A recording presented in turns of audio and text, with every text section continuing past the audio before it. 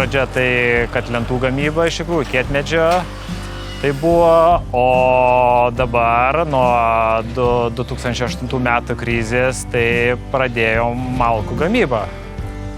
Tai va, realiai vieni iš pirmųjų Lietuvoje pradėjom gamybą malkų.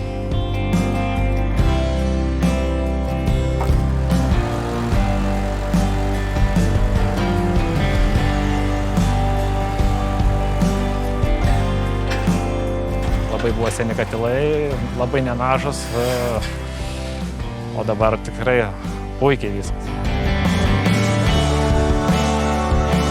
Po modernizavimo katilinės, tai mums labai pagerėjo malkų džiovinimas, lentų džiovinimas.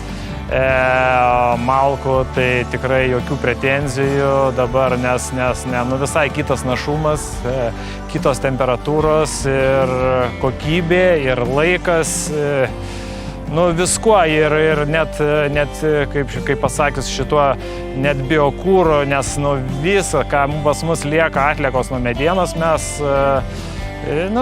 viską sukūrena, viską šildom, džiovinam medienai.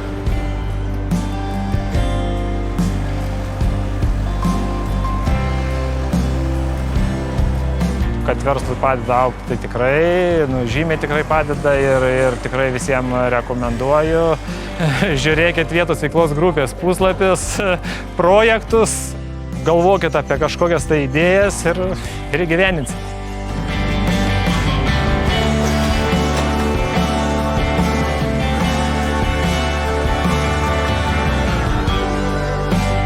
Realiai tai jeigu tos paramos nebūtų buvę, tai gal ir visiškai nebūtų buvę tos katilinės tokios, kokią turim šiandien.